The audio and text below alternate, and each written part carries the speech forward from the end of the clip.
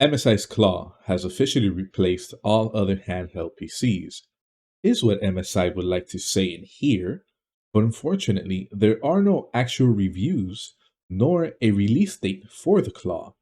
But in the meantime, MSI has released a spec sheet for their Claw and a product page where they make bold claims that raise a few eyebrows. Before we get into the spec sheet, I would like to mention that the Claw will release in three variations, respectively priced at $699, $749, and $799. This information is not found on the product page, but rather hinted at. Instead, larger tech channels like LTT have confirmed the prices in their early first look review. Now, diving into the three variations of the Claw, at $699, we get 16 gigs of LPDDR5, half a terabyte of NVMe storage, and an Intel Core Ultra 5 processor 135H. Now, the 749 and 799 variations both come with an Intel Core Ultra 7 processor 155H, 16 gigs of LPDDR5, but the 749 variation comes with half a terabyte of NVMe storage, and the 799 variation comes with a 1 terabyte NVMe storage. In my opinion, based off price, the 799 is the one you'd want to go with if you don't care for tinkering and upgrading your storage. However, if you prefer to tinker, then definitely go for the 749 variation and upgrade the storage to 2 terabytes. Now, while we're talking about tinkering, let's take a quick peek inside of the Claw. With the release of every handheld PC, so far we are introduced to a feature or features that previous handhelds were missing.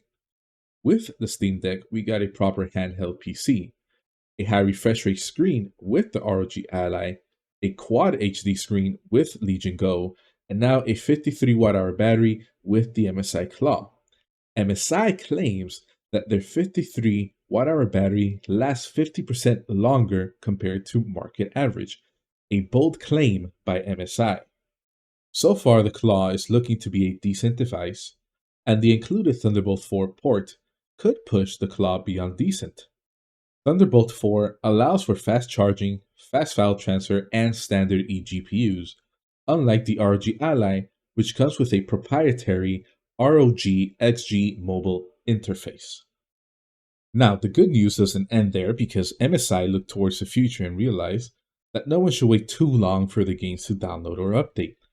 That is why they included Wi-Fi 7, the first Wi-Fi standard to be tri-band. It supports 2.4 GHz, 5 GHz, and 6 GHz. MSI also included Hall Effect joysticks and trigger buttons. Hopefully their implementation of the Hall Effect joysticks and trigger buttons becomes an industry standard.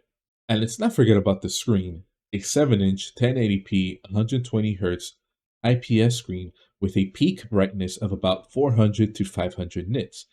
Definitely not bad and in line with the rest of the market. However, an OLED screen would have been nicer at the $799 price point, but I guess we'll have to wait for the Claw 2 to get an OLED screen. As impressive as the Claw sounds, we still have to wonder, where does it fall when compared to all other handhelds, and who exactly is the Claw for? With just a spec sheet, it's hard to say, but going off the top of my head right now, I have to say that the Claw can realistically replace the ROG Ally and Legion Go, but not the Steam Deck. My reasoning being, the Steam Deck has a custom operating system that Valve can push updates for at any moment.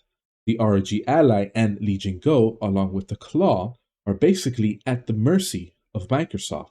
If Microsoft pushes an update that bricks Windows handhelds, will they care enough to provide support right away? I have yet to hear Microsoft voice support for handheld PCs. What do you think? Can the Claw replace all other Windows-based handhelds or not?